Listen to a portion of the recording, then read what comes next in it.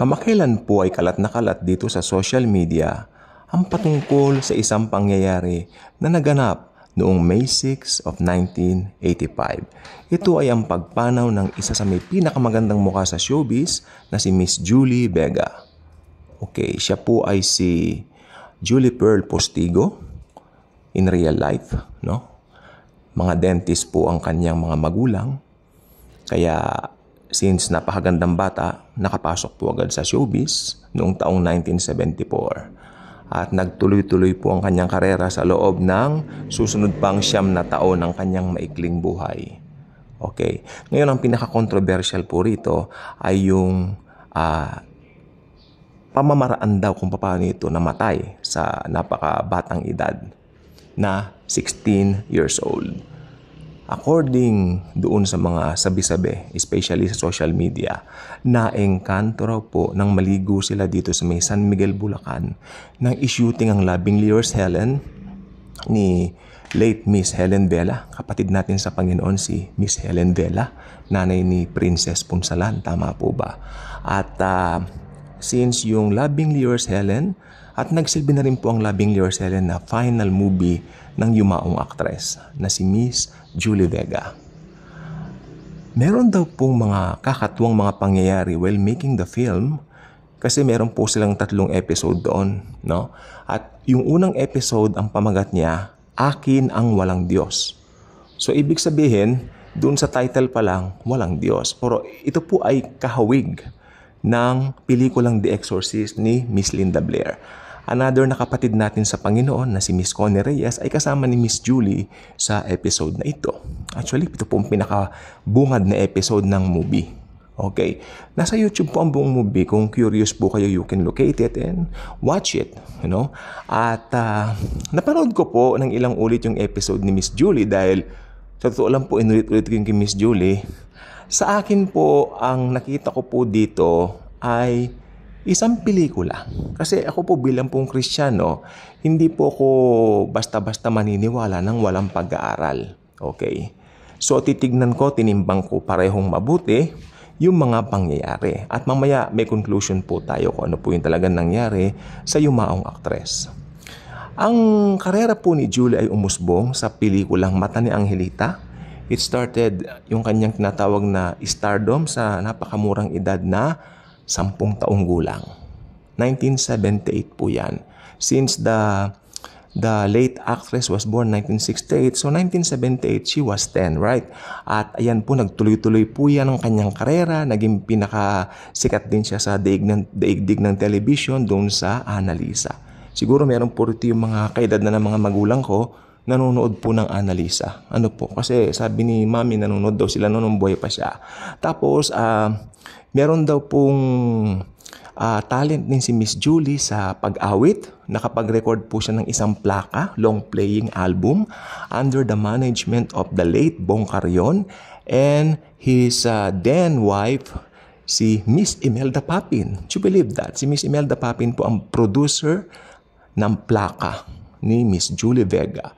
Ang pamagat pala ng plaka ay First Love by Julie Vega. Yun.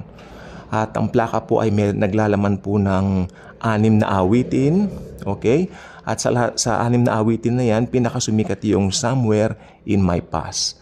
At ang pelikula pong Mata ni Angelita ang naging signature film ni Miss Julie Vega. So ayan po ang mga achievements ni Miss Julie. So dumako na po tayo doon mismo sa shooting nung tinatawag na final movie niya, yun pong pelikulang Loving Yours Helen, the movie.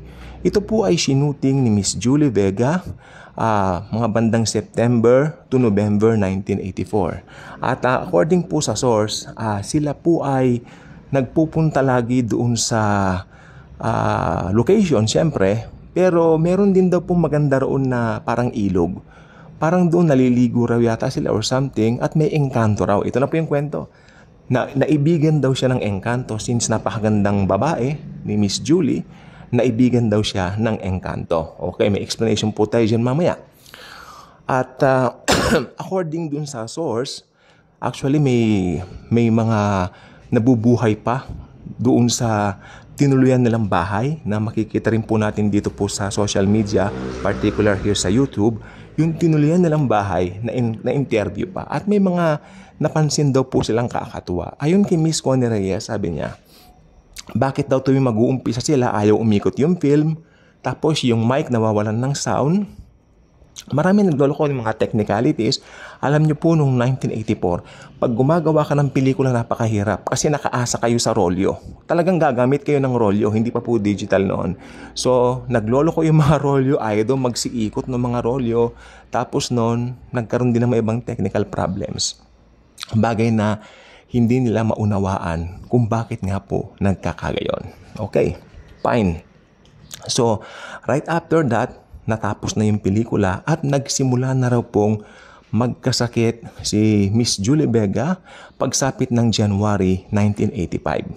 Okay, so natapos niya yung pelikula somewhere siguro late November, pero napansin nila sa kanya naging malungkutin at pagdating daw nung January 1985, lagi na pong nagko-collapse sa taping ng Annalisa at siya po ay nagkaroon na ng mga series na napupunta siya sa hospital.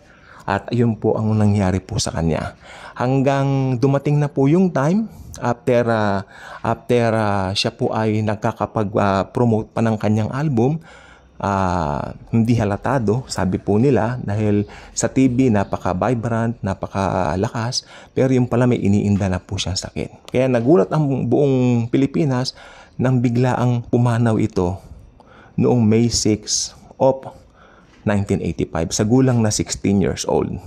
Pero would you believe, nakatapos pa po siya ng high school sa St. Joseph College dito po sa Quezon City. So, nakakalungkot man, pero ngayon kailangan nating himayin yung mga sinasabi nilang chismis regarding sa pagkamatay ng yumaong aktres. Okay, first,